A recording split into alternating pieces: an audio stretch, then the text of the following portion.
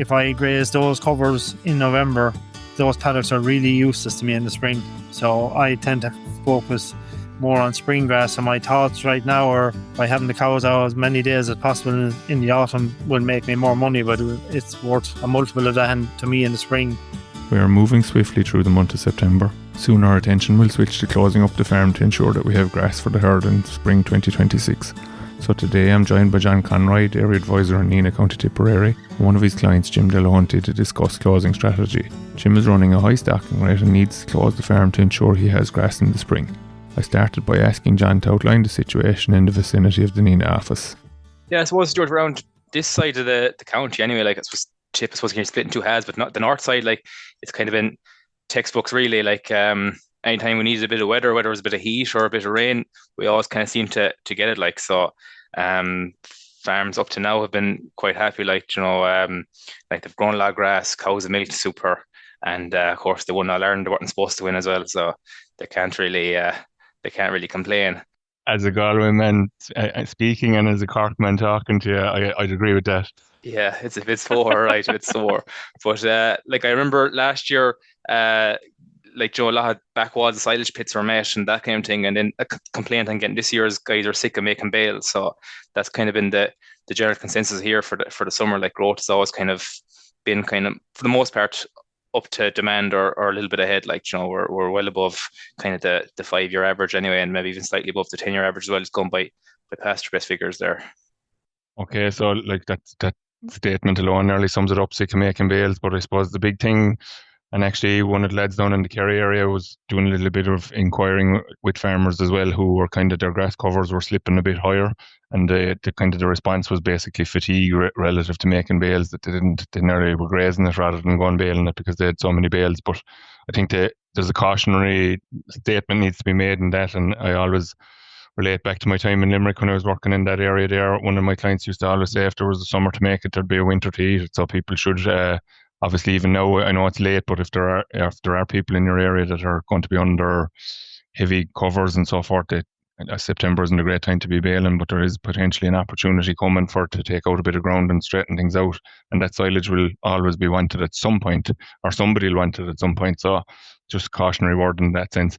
I suppose, John, just outline, we'll say, how the month of August went in terms of building covers in the area. So generally speaking, people are probably ahead from what you're saying there, but Jim probably has a slightly different story to tell. Yeah, well, not necessarily, to be honest. I suppose looking back, August, like we probably nearly had, I suppose, too much grass really for the time of year. So again, a lot of bales were taken out, and farmers took a good chance to get another bit of reseeding done.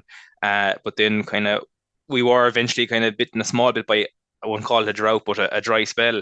So growth rates did kind of fall off. And I remember kind of messages going to WhatsApp groups and that of, they were getting back in 25s and 30s. So cover was probably eaten into slightly. As I look at kind of my own pasture base morning there, kind of the average with clients that have recent covers done is kind of 800 there, and cover per cow is about 255, growing around 50 and demand 44, and pre-grazing yields around 1600, so probably slightly behind where we'd like to be, but I think there's still a chance there to kind of make up ground. I suppose, like, I even see Jim, I think, grew 60 or 65 there in his last walk, and I expect a lot of lads to maybe get similar growth rates, so there is a chance there to kind of build a small bit there before we start closing up. And just on that average, John, is there much feed going in? We'll say there isn't a huge difference between your growth and your demand figure there now at the 50 and the 44 of a demand, so is there much feeding going on? Probably not enough, Stuart, kind of from where we need to get to, like kind of in around 3 or 3.5 kilos is kind of the flavour with a small bit of silage going in, but it's probably kind of a case now of, if you happen to strip wire out already, definitely getting it out and probably getting to a 35-day round and extending out rotation, filling the gap, like. Very good. So it looks like, from what you said there, like people will be hoping to hit the 900, but that's probably as good as they're going to get by the end of the month, really. And even at that, they might need to make a small adjustment to try and increase that differential between the growth rates and the demands in the short term. Exactly, yeah. So like if you take, well, they're growing average 50 at the minute, they're probably not going to do a whole pile better than that. So they kind of need to drop the demand back to the guts of 35 now for the next 2 weeks, or maybe a bit less. And I suppose the only way they're going to do that now is get out the strip wire, I suppose, at this stage. Hold them up. Pull the handbrake, yeah. Okay, so Jim, we'll just switch to you now. So I suppose you can give us your take on your own situation. John has been given a challenge there now to kind of summarise for the whole office area of Nenagh there, but you can talk about your own figures there. Yeah, sure. As John said, I grew around the 65 there the week gone by. My demand though is currently 64. I'm put in the 3.5 kilos meal while I'm stocked very high at 4.25. As was the go-to for me really. I'm not well enough set up for buffer feeding. So I'm contemplating put the cows in by day. On silage, I have red clover silage, and that will have my demand from 64 back to 32. The reason for going in by day, we're now heading for the 1st of October, slowly going into tanks. If I leave the cows out at night time, they're out 2/3 of the time. I mean, 1/3. Just supposed to go back. John did allude to it. Yeah, the dry spell in August would really have affected me. I really slowed right down at that point, and that's where, as a high stock farm, I needed to be. I needed to be building covers a bit earlier than others to have any hope. And then I have one other option. I can zero graze in red clover. Also, I have red clover on outblocks. My reason for that is at least I have high protein forage to put in rather than having to up protein a meal. I kind of have a certain level of my own protein source. The reason my growth looks so impressive, we done a blanket spread. We had a bit of urea left with sulfur, and I done a blanket spread on the 5th of September. It's a bit later than I like to go, like that. I'm not a big fan of September fertilizer, but because of the drought, we had fallen behind in August, and we couldn't use up that urea, so we used it up in once we got to the 5th of September. We done 20 units, a half bag to the acre on the whole entire farm. So that's probably given me a slight put that loss on my growth figure just now. So as I say, I'm probably going to struggle because of my high stocking rate to build cover without taking a drastic move. Just talking to farmers locally, there's a lot of farmers able to plug in a little bit of silage there now to try and, as John says, you're saying that they're the strip hours out with me. At the moment, 24-hour blocks. Normally I will go back to 12, but I'm working 24 hours at the moment. The strip wires are coming out a bit, and the silage is actually going in places to try and, as you have said, cut the demand. The growth is only going to do so much for you, so you have to do something if you're going to build those covers. I suppose, to be fair, Jim, you must be happy enough with the response that you got from the fertilizer. And to be fair to you, I'd say the 5th of September was nearly as soon as you could actually go with it, really, because there was no rain up until that point. Yeah, that's as I said, and we took the decision then to just do a blanket spread rather than spread some of the 5th and some of the 10th. We just literally done every paddock in place. We've worked lucky, as John said, the whole year as a whole.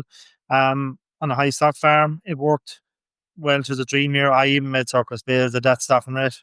And I didn't do any reseeding, as I was saying. Maybe you want to come to it later, but I'm basically planning to cut that stocking rate. I'm struggling to get reseeding done at a 4 or above stocking rate. The plan is to cut stocking rate back to 3.5, take a little bit of pressure out of the system. That's entirely a farm decision. It's nothing to do with predicting what's happening with nitrates, irrigation, or anything else. It's entirely, I'm struggling too much to get reseeding done. I'm falling behind on my reseeding program. And in the longer term, that's going to have effects because I'm not going to have the output per hectare on paddocks if I don't keep a reseeding program in. Plus, I probably need to, by lowering the stocking rate, I think white clover will have a better chance to give me some options on the farm and deliver some nitrogen to the farm as our nitrogen levels are being cut back. So Jim, we were saying about it there just before we started recording that I remember going up to your farm a couple of years ago when Michael Hogan was in place before John came along, and he had an event about running that high stocking rate. So just will you maybe elaborate on that a little bit in terms of, like, you were doing a great job that time when we got there to see, or when we got to see it that time, and obviously you're still doing a good job, but where do you feel that the change has come? Is it just a reduction in the nitrogen that you've been allowed to spread, and that's catching you in terms of you're not getting really high growth rates that give during the summer that gives you the opportunity to do the reseeding? Or is it the fact that you kind of got into a situation where you weren't able to do the reseeding? So is it's a bit of a chicken and an egg kind of scenario maybe with it, like? But like you were doing a super job there, was it 5, 6, 7 years ago? Maybe it's actually maybe 8 or 10 years ago, maybe since Michael ran that event on your farm. It's entirely a receding thing. That's driving it for the most part. The 4 cows stocking it maybe, and a few more, as a little bit more snow on the roof. I'm not as up for the pressure. To run that high stocking rate, it's pressure all the time. There is no, but the main reason I'm finding is the only gap for receding is 20th of April to 20th of May. That's where you need to. The only time I can pull out paddocks, I have no business having paddocks out in August with a high stock on it. So I was finding I had done that a few times, and you hit a drought, and you're either having the grass in the ground or you have it in the ground and it's doing nothing, the seeds in the ground and nothing's happening. And now, where you'd be trying to manufacture a 4 to 6 week turnaround as quick as you could, all of a sudden, before now, here you are 2 months and you're plugging in bale wraps because you have paddocks missing. So I think, like that, I suppose, now your chance for yourself and John to say we told you so. That basically 3.5 is the sweet spot. On my farm, I'm looking up to have a dry farm with no boggy ground, no extremely heavy ground. I can push it to 3.5. That's what works for me. What's right for me. I suppose what's right for me is not right for everybody. But on my farm, I think 3.5, round the 3.5 cows. I think I should be able to, along with because I have an outblock up the road now with some red clover on. Silage comes down from up there. I just felt at 4, and this year I've gone up to 4.25. But I'm working too hard to draw fodder down. So it's a kind of, as you say, it's very questionable how much I'm making out of those last. That's a kind of 20 cow cut for me this year. Those last 20 cows, am I compromising the other 100 for the sake of the 20? Is the way my head is starting to work. Yeah, so John, have you seen other clients in the area thinking that way now as well, maybe? Like having kind of looked at what Jim was doing maybe 10 years ago and trying to match it maybe as well, like. Yeah, well, I suppose that's the great thing about Jim's situation there. Like, he's a lot of data on his own farm. Like, he's a lot of years behind of grass measuring and that. So he's well able to see kind of his average growth rates over the summer, and maybe like 60 to 65 is more realistic than 70 to 80. Like, so that's kind of, I suppose that's where he's thinking is coming on the 3.5 cows per hectare. But yeah, it's definitely something we've been covering at groups there the last kind of 2 years or that anyways, kind of looking at the mid-season stocking rate, and kind of from the that I see there, or clients that are measuring like kind of somewhere around the 60 mark, kind of is probably where she would be putting the mid-season demand, like because that's kind of for the average grower has been, and I think people are starting to tune into that a bit more. Kind of, it's more like obviously this year was a bit of like going from 24, 25, you're kind of going from probably the worst year ever to the best year ever, like, so kind of somewhere in the middle you kind of need to pitch your tent, like. So I suppose, John, just the reason we're talking today anyways is more so to do with the closing rotation. So we're on the kind of around the 20th of September at this stage now, and it won't be long coming. So that what have you been saying to your groups there in the last couple of weeks, especially in light of the fact that they haven't cover maybe where it should be to get into the final round, so that final round could be shorter than people might think if they're not careful? Yeah, I suppose it's kind of a two-part plan really, as we're kind of coming to the end of the first part where we're kind of building the cover, like, so kind of trying to hit home firstly that you have to put the grass in place first to close up, like, and once we kind of have, if we kind of do to follow the plan that we were discussing earlier about kind of extending the rotation there and building, getting up to that 900 or 1,000, it's a matter then of, I suppose, planning out of how you're going to graze the farm for the kind of last round, that for the October, kind of November.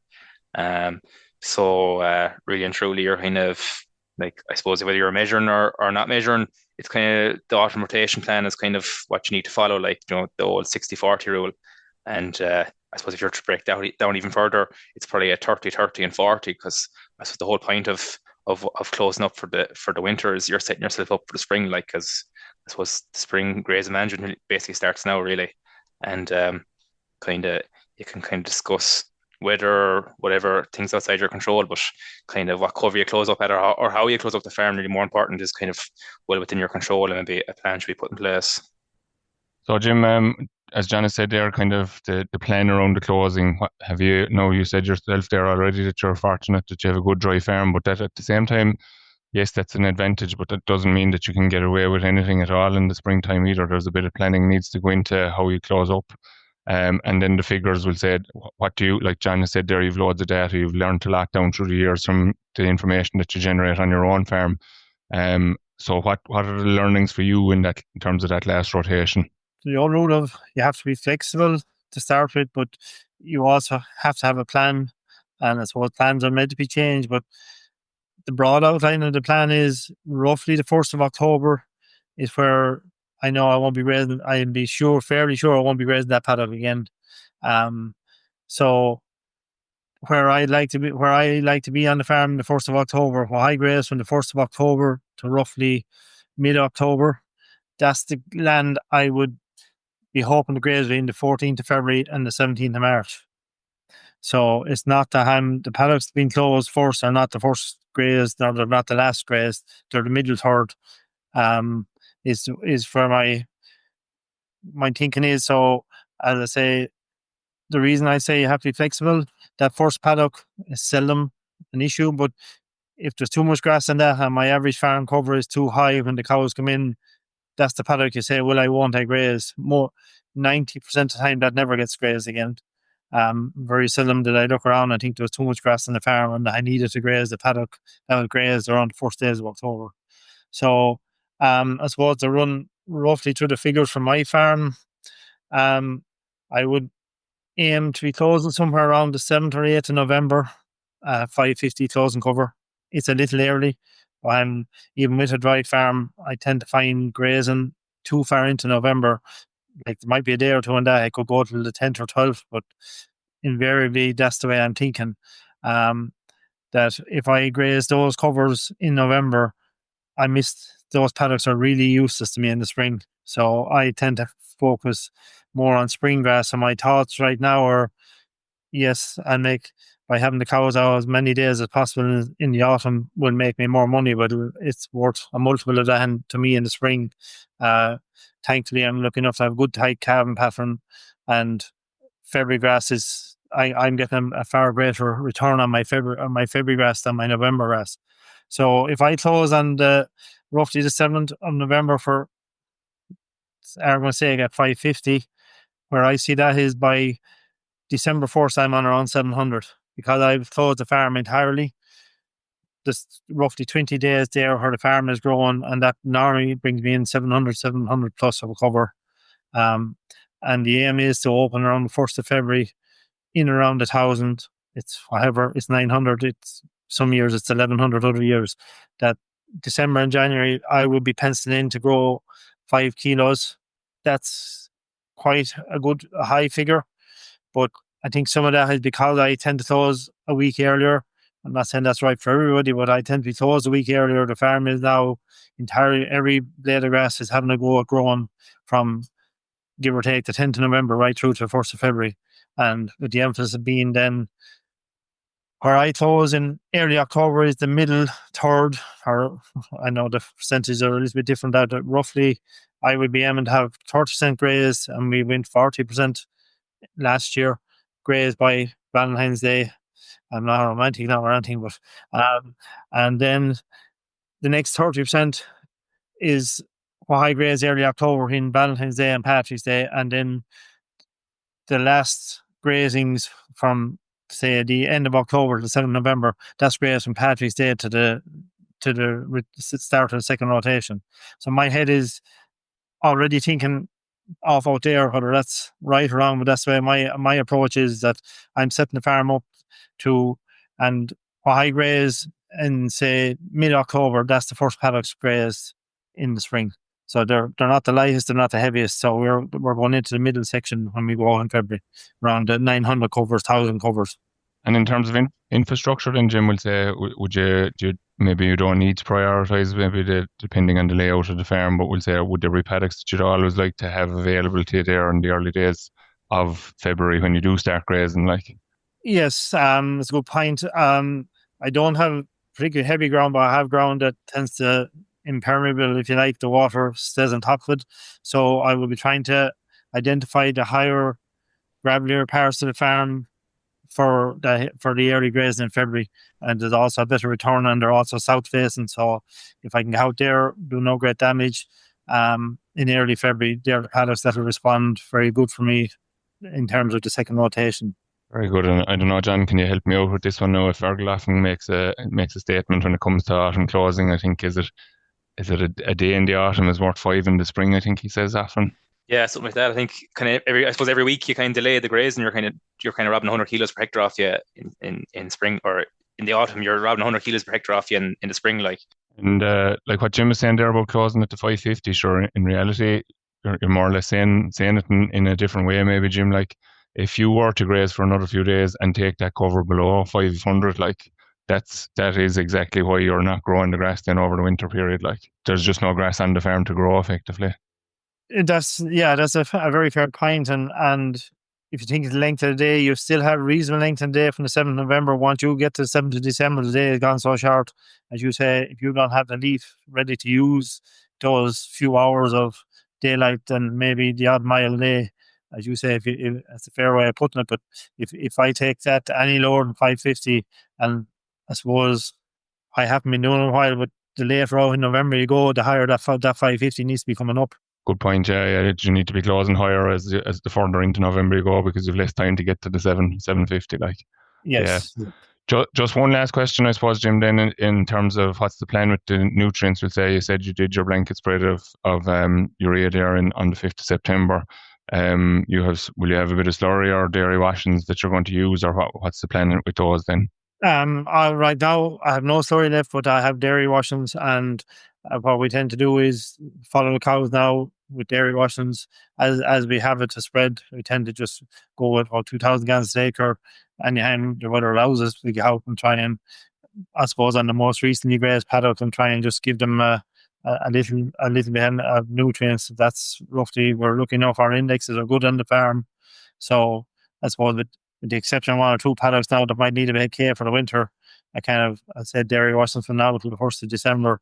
That's all I ever get spread on the grazing platform. All slurry goes to the out farm back to the silage ground. We tend not to. I tend to just use chemical and dairy washings on the grazing block, and we're lucky the out block is not.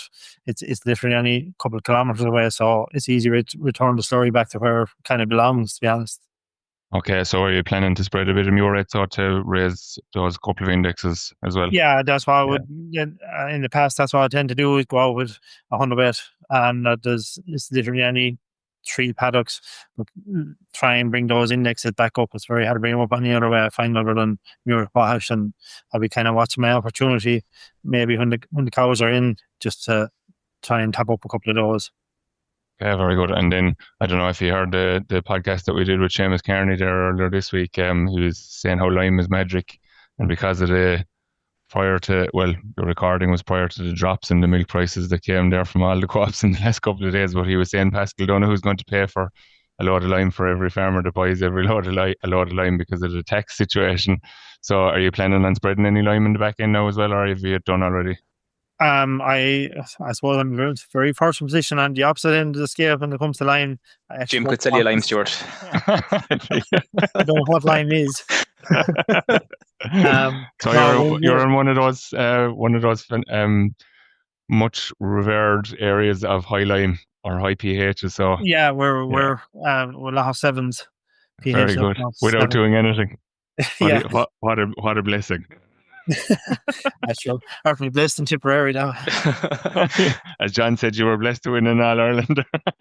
So you don't have to. Actually, lime isn't a major concern for yourself. Lime is never an issue. So I suppose I'm probably, if anything, John will tell you, my soapbox is high pHs tend to lock up phosphorus. Yes. So I have high phosphorus indexes, and no way of ensuring that I get the phosphorus into the crop. So I'd say, you want the whole podcast if you get me going on that one. So we'll Very good. So I think you've said it, in fairness, Jim, now you've given a good outline there of your own plan, but everything you said is relevant to people. So to be careful, I suppose, John, if we look back at last year, we had a super end to the year, and look, at the minute we're in a wet spell, but there's potential that things are going to steady up the coming week. And like if we got very good conditions, the danger is that people will continue to graze, is it? Yeah, exactly. I was just saying there before you started recording, but we had a discussion group meeting in Jim's farm there. Jim explained it better. In mid-November last year, and we were out looking at a paddock that had a strong regrowth on it, and kind of, I suppose, some of the lads in the group were saying Jim should go back out and graze it, but I suppose Jim explained himself well that it was a kind of a paddock with plenty of access, kind of there was roadways running both sides of it, and as he said himself, he's a strong calving pattern in the spring, like, so I think he left it behind him, and it was the right thing to do in hindsight. There, he still opened up to over 1,000 in the spring, Jim. Yeah, I opened up over 1,000, and I suppose I suppose in order not to go below my 550, I think at that stage we could have even gone farther in November. As I said, your cover needs to be getting increased in late November.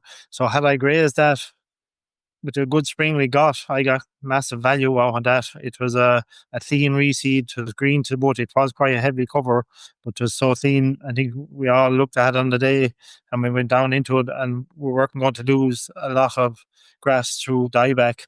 So it worked very well for me as it turned out. I got great value out of it in early spring, and those paddocks are back. I off the top of my head now, but my second rotation started even. We're all trying to delay it, but I still started my second rotation, I think somewhere between the 5th and 10th of April this year gone by, if memory serves me correct. So that was the reason. It was a good team green paddock that we got to graze in early February. We happened to, I suppose that's the challenge I find in spring, is getting the 30% by February the 14th. Your cow demand is though, you have to have the cows calved, you have to have demand increased. The cows themselves don't have a huge demand. So having a nice team green paddock ready to go, and we got the weather to use it this year, it came together for me, thankfully. Exactly. Yeah, you had the right point there. Like, it was worth a lot more in the spring than it was there in that middle of November, like, or in November. So, and as you said, the plan came together, the weather was right, and you got to utilize it. Like, so that's the point. Like, that's the take home. And I suppose, Jim, just to play devil's advocate now, the fact that you'll be dropping down to 20 cows for the coming year, would you be afraid that you'll have too much grass in the spring for it? Yeah, I've never. If I come back to it, if that happens. No, so the truth is, I would tend to find with the high stocking rate this year was very frustrating. Even between 14th mid-February and the 17th mid-March, I was calling the cows back in on silage because I didn't want to have too much grass. Okay. I'll be hoping with a slightly lower stocking rate, I might have we got that dream spring again. The cows could have been out more. We were measuring like crazy, trying to make sure we didn't graze too high a percentage, or arrive to mid-March with 70% graze or 75% graze and head into April, and then have to win the silage. So we're trying to hold the cows in, looking out at some lovely nights when the cows could have been out. So that one of the downsides to high stocking rate is that you're there measuring, making sure that you don't overstep the mark. I think that was a big risk factor last year. It was very tempting last spring to have the whole place grazed bare by. I could have had the place grazed bare by the 25th of March if I felt like it. I suppose, John, I'll get you to try in the last word now. Jim has a very clear understanding of his farm and what to do and when to do it. So for people, if you can summarise it maybe in 1 or 2 or 3 points, what do people need to be thinking about in terms of that last round? Yeah, so it's basically as simple as is just breaking your farm down into, I suppose 3/3. I suppose basically for spring, kind of pick out the paddocks, that you'll want in early February when you get cows out. Your good access. They're dry. You wanted your lower cover on those. So, like, obviously Jim already said, like, you'll be grazing them kind of in the second half of October. Then obviously your kind of paddocks maybe not has good access, still dry. Maybe from 1st of March to Paddy's Day, kind of, you'll have more cows grazed in, hopefully weather will be better, so you can afford to have higher covers. And then obviously the last few paddocks to be grazing in are ones that, they're probably silage ground or fields you want to get slurry on in the spring, so you want lower covers.